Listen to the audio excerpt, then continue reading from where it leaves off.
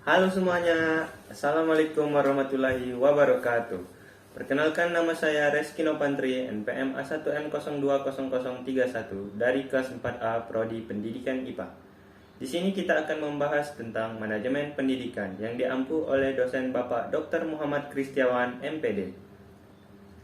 Adapun materi yang akan kita bahas tentang konsep dasar manajemen pendidikan. Yang pertama, pengertian manajemen pendidikan.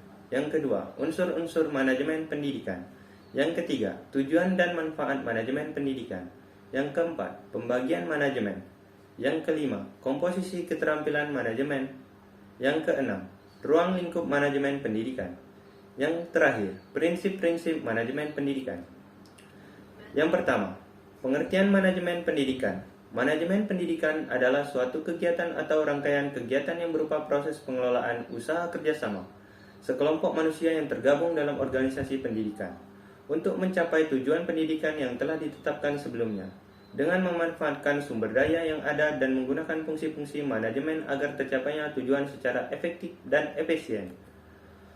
Yang kedua, unsur-unsur manajemen pendidikan. Unsur manajemen terdiri dari 7M1I menurut Usman 2009 dan Henry Payol 6M, yaitu sebagai berikut. Man atau manusia berperan sebagai manpower dalam organisasi atau perusahaan. Diperlukan untuk memimpin, menggerakkan karyawan atau bawahan, serta memberikan tenaga dan pikiran untuk kemajuan dan kontinuitas lembaga.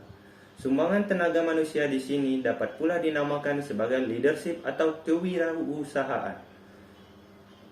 Selanjutnya, material atau barang.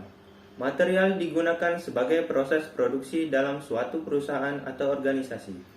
Dapat terdiri dari bahan baku, bahan setengah jadi, atau barang jadi. Yang ketiga, mesin atau mesin merupakan kebutuhan pokok dalam melancarkan jalannya suatu organisasi. Mesin berupa peralatan yang digunakan oleh suatu instansi atau lembaga, baik itu peralatan yang modern maupun peralatan yang masih bersifat konvensional. Yang keempat, money atau uang. Money atau modal dibagi menjadi dua, yaitu modal tetap berupa tanah, gedung atau bangunan, mesin, dan modal kerja berupa kas piutang. Yang kelima, metode atau metode. Pemilihan dan penggunaan metode yang tepat digunakan sebagai aturan atau cara-cara tertentu yang bertujuan untuk menghindari terjadinya inefisiensi dan pemborosan. Dalam lembaga pendidikan, metode pembelajaran yang dibentuk oleh seorang guru sangat diperlukan dalam menerangkan pelajaran, karena metode yang dipakai akan mempengaruhi peserta didik dalam memahami pelajaran. Yang keenam, market atau pasar. Dalam tempat bertemunya penjual dan pembeli untuk mengadakan transaksi dalam lembaga pendidikan, market berupa tempat terjadinya interaksi antara pendidik dengan peserta didik maupun dengan stakeholders yang ada dalam lingkup lembaga tersebut. Yang terakhir, minute atau waktu merupakan waktu yang dipergunakan dan dimanfaatkan dalam pencapaian visi dan misi suatu lembaga secara efektif dan efisien. Yang ketiga, tujuan dan manfaat manajemen pendidikan. Menurut Pata 2012 halaman 123, tujuan dan manfaat manajemen pendidikan antara lain sebagai berikut. Yang pertama, terwujudnya suasana belajar dan proses pembelajaran yang aktif, inovatif, kreatif, efektif, dan menyenangkan. Yang kedua, terciptanya peserta didik yang aktif mengembangkan potensi dirinya untuk memiliki kekuatan spiritual keagamaan, pengendalian diri, kepribadian, kecerdasan, akhlak mulia, serta keterampilan yang diperlukan dirinya masyarakat, bangsa, dan negara. Yang ketiga, terpenuhinya salah satu dari 4 kompetensi tenaga pendidik dan kependidikan. Yang keempat, tercapainya tujuan pendidik secara efektif dan efisien. Yang kelima, terbekalinya tenaga kependidikan dengan teori tentang proses dan tugas administrasi pendidikan. Yang keenam, teratasinya masalah mutu pendidikan. Adapun pembagian manajemen. Pembagian manajemen yang pertama yaitu manajemen puncak. Top manajemen disebut juga dengan manajemen institusional atau eksekutif atau key eksekutif. Terdiri dari dewan direktur, direktur utama atau Chief Executive Officer atau CAO, tugasnya mengembangkan rencana-rencana yang luas untuk lembaga dan mengambil keputusan-keputusan penting. Yang kedua, manajemen menengah, middle management. Disebut juga dengan manajemen administratif. Terdiri dari pimpinan pabrik atau manajer divisi. Tugasnya bertanggung jawab untuk mengembangkan rencana-rencana operasional yang lebih luas dan menerapkan rencana yang dibuat oleh manajer puncak. Yang ketiga, manajemen pelaksana atau operating management. Disebut juga dengan manajemen penyedia atau supervisory management. Tugasnya bertanggung jawab untuk melaksanakan rencana-rencana yang dibuat oleh para manajer menengah. Adapun komposisi keterampilan manajemen. Komposisi keterampilan manajemen dibagi menjadi 3, yaitu: yang pertama, keterampilan teknik atau technical skills, merupakan kemampuan untuk menggunakan alat-alat, prosedur, teknik atau bidang khusus, ahli bedah, teknik, pemusik atau akuntan. Yang kedua, keterampilan manusiawi, human skill, merupakan kemampuan untuk bekerja dengan orang lain, memahami orang lain dan mendorong orang lain baik sebagai per orang maupun kelompok.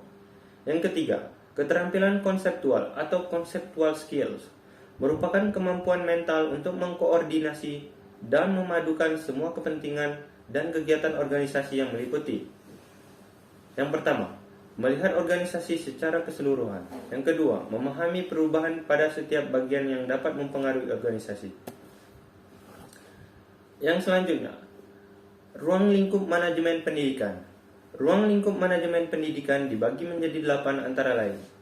Yang pertama, manajemen kurikulum merupakan sistem pengelolaan atau penataan terhadap kurikulum secara kooperatif, komprehensif, sistematik, dan sistematika yang dijadikan acuan oleh lembaga pendidikan dalam rangka mewujudkan ketercapaian tujuan kurikulum atau tujuan pendidikan.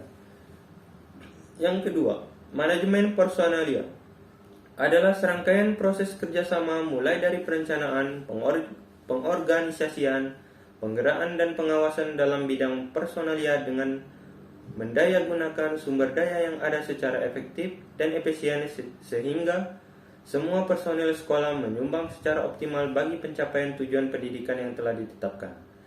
Yang ketiga, manajemen peserta didik merupakan upaya penataan peserta didik mulai dari masuk sampai dengan mereka lulus sekolah, dengan cara memberikan layanan sebaik mungkin pada peserta didik. Yang keempat, manajemen sarana dan prasarana merupakan suatu kegiatan bagaimana mengatur dan mengelola sarana dan prasarana pendidikan secara efisien dan efektif dalam rangka pencapaian tujuan yang telah ditetapkan. Yang kelima, manajemen keuangan atau pembiayaan adalah serangkaian kegiatan perencanaan, melaksanakan dan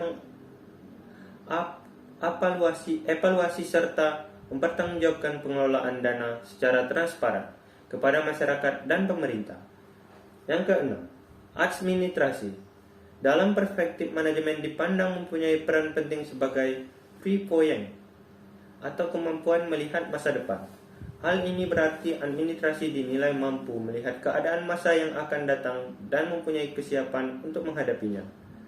Yang ketujuh, humas merupakan fungsi manajemen yang diadakan untuk menilai dan menyimpulkan sikap-sikap publik, menyesuaikan polisi dan prosedur instansi atau organisasi untuk mendapatkan pengertian dan dukungan masyarakat.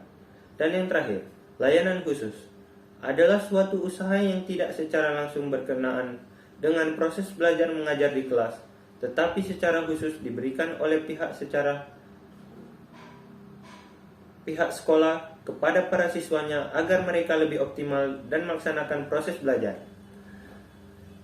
Adapun prinsip-prinsip manajemen pendidikan, menurut Douglas 1963 halaman 13-17 merumuskan prinsip-prinsip manajemen pendidikan sebagai berikut. Yang pertama, memprioritaskan tujuan di atas kepentingan pribadi dan kepentingan mekanisme kerja. Yang kedua, mengkoordinasikan wewenang dan tanggung jawab. Yang ketiga, memberikan tanggung jawab pada personel sekolah hendaknya sesuai dengan sifat-sifat dan kemampuannya. Yang keempat, mengenal secara baik faktor-faktor psikologis manusia. Yang kelima, relativitas nilai-nilai prinsip prinsip-prinsip tersebut memiliki esensi bahwa manajemen dalam ilmu dan praktiknya harus memperhatikan tujuan, orang-orang, tugas-tugas, dan nilai-nilai. Baiklah, itu tadi materi yang saya dapat sampaikan. Apabila ada salah kata, saya mohon maaf. Wassalamualaikum warahmatullahi wabarakatuh.